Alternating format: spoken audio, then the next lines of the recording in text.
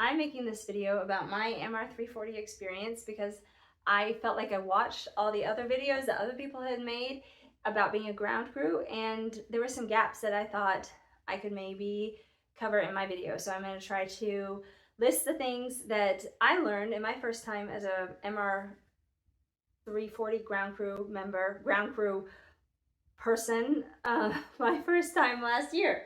And I'm just now getting around to doing this in December. So these are my notes that I'm looking at from August. A little bit of background, I live in Georgia. My paddler lives in Oklahoma, and we met in Missouri the night before the race.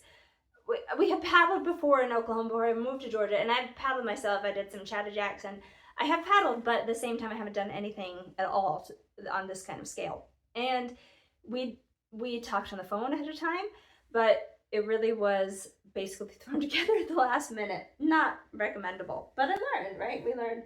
My paddler was Jeremy. He is a seasoned survivalist. He was on the show Naked and Afraid on the Discovery Channel. He was dropped in the middle of nowhere with basically nothing and had to survive. So a rugged sort of dude who would have been just fine without me, but I volunteered to be his ground crew, and I thought it was gonna be great.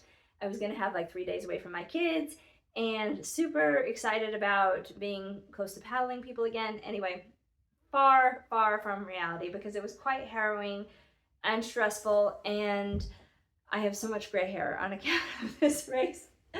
But 2023 was the only year that I have done it, and that was obviously a different sort of year. His boat was a West Side Boat Shop Thunderbolt X, Thunderbolt 10, very narrow boat, and he was his own team member. He said, I'm gonna make it super easy for you. I'm gonna meet you at these boat ramps, and you're just gonna have to swap out these bladders. One's like water, and the other is some sort of nutrition. And then you'll just meet me at boat ramps. We'll make the swap. It'll be easy peasy, no big deal. And he, in the end, he didn't want any of that stuff. I don't think I swapped bladders once. He wanted everything else, but nothing that he had planned to have ahead of time. So, all right, I will say the number one thing that would make my life much easier would have been if he had a tracker, because I lost so much sleep and had so much anxiety because I could not find him. You cannot rely on the race owl to track your racer.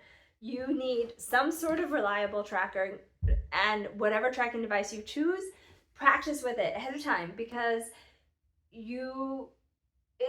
it's such a big deal to know where your paddler is. Even if you can reach him by phone, he doesn't know where he is. So having a tracker would make all the difference in the world. They're not gonna get lost. They don't give a shit where they are. They just gotta go with the flow. But you wanna know where they are. And I was really stressed out about that. So if that's all you wanna know, that's my one thing. You can turn off now. I also wrote down to prepare for wind as a paddler, but also as a ground crew member. So like if you're planning on sleeping in a tent, are you going to be anchoring that tent down very well to withstand the sort of wind that we had? Even if you have a waterproof phone, if your charging port gets wet, your phone probably will not charge.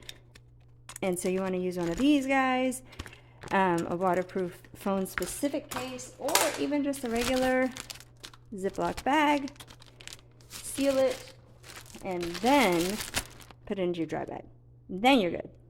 I also wrote down that I was glad I downloaded maps ahead of time, because there were certain places where we didn't have very good cell reception, and I was glad I had maps on my phone ahead of the race.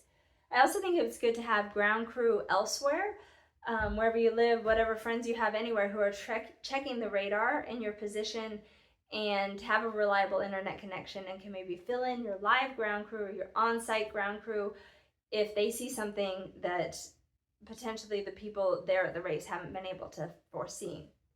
I wrote down the night before, be sure to buy water and ice, or at least water. I didn't even do that the night before. We were up until midnight dealing with everything. I had to put my kids to bed. Anyway, it was crazy. It was this domestic dispute in the hotel room. It was fantastic. Anyway, all right. I also wrote down that I organized the stuff in his trunk, his little Honda Civic. I put one cooler of things that could get wet, food stuff, and one cooler of things that were supposed to be kept dry. And that helped me be able to find things. And also, I think it would be good to label things that are electronic and label things that are clothing. And that's kind of my bare bones sort of organization, because I realize people who have been practicing all summer long, people who have the relationship with their paddler, that they're able to pack the car, that they plan ahead and know where everything is and what their paddler might need, they're able to do a much more intricate job. But I think that we were mostly able to deal with keeping things, we were able to find most of the things that we needed. I also wrote down that I wish I had a cute little bon voyage catchphrase when I sent him away from the boat ramps, because as it was, I was like, yeah, have fun. That's not very clever, and I wish I had something cute to say when I like shoved him off. So if it's somebody who really matters to you and you want to say something really endearing, I don't know, I think that's precious. I didn't see anybody actually do this, but I think it's a cute idea. It's downhill, the next stretch. All right.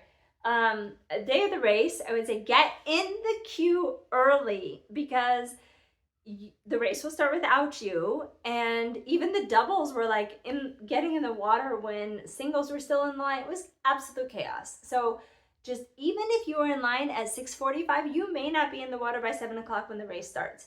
So plan on just get yourself in line and get out there, because it's not like you're gonna get extra sleep. So plan on getting in line early. It's a very slow moving line, and not that 15 minutes is gonna make a hell of a difference in your race, but you might as well get out there. What else are you gonna be doing? Also, we're down to arrive at boat ramps early. Supplies to ground crew. All right, because parking is an issue, especially if you have a big car. Parking is a problem sometimes. So get there, have a good chair, and just plan on sitting and just tracking your phone. I was surprised how isolating that it really felt at boat ramps. I think a lot of these people know one another. I didn't really know anybody. I did talk to a few people. I didn't feel the sense of community that everybody talks to. This is my first year. I was anxious. The weather was crazy, but I definitely felt like ground crew as a team, or ground crew with a group, is far more enjoyable than having a single person. So when it was just me looking out for him, I did the best that I could, but I think that people who have somebody else there with them are far less likely to go insane and just enjoy the experience more and get more rest. Okay, I also wrote down that it's a good idea to carry the same box or bag, whatever you have, down to the boat ramp every single time, because that way you know what you're taking, whatever you want to load it up with, whatever he generally needs, whatever he says ahead of time that he's going to want to load up, whatever you're going to load to take down there, just put it in the same bag, because I was kind of scrounging for how I wanted to do this. And he was joking that I had my cleavage scissors, because I was keeping my little foldable travel scissors in my bra because I didn't have enough pockets. Like, I should have had a fanny pack or a fishing vest, something, because that way I would have been much more prepared to take care of him at a boat ramp. I also wrote down that convenience stores have hours. Did you know that? Did you know that you can't find a 24-hour quick trip everywhere? So just plan ahead and don't plan on being able to stop just anywhere, anytime to get what you need. All right, the other thing, aside from having a tractor, the other big thing that would have made a difference to me is if I had been able to recognize his boat in the dark. Whatever it takes to make yourself recognizable as a paddler to your ground crew makes their life a lot easier. Whatever that is, reflective tape, your reflective number on your boat, a shining, blinking light on your PFD. I talked at length to Michael Malone and Sally O'Donnell before I was there, and I appreciate their help. Mike had recommended putting an off-color light on the front of his boat, which would have been a good idea, like a blue or a purple or something, so that I could recognize him. I was all awash because like his lights came off the first 15 minutes of the race. I had to find new lights. Bring extra lights, by the way, because he had no lights. I don't even know how I found the ones that I did. They were certainly not ideal.